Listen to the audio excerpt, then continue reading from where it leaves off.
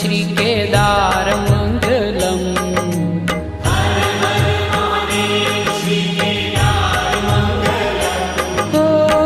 त्रिपुरहार त्रिलोकी आधार मंगलम। त्रिपुरहार त्रिलोकी आधार मंगलम।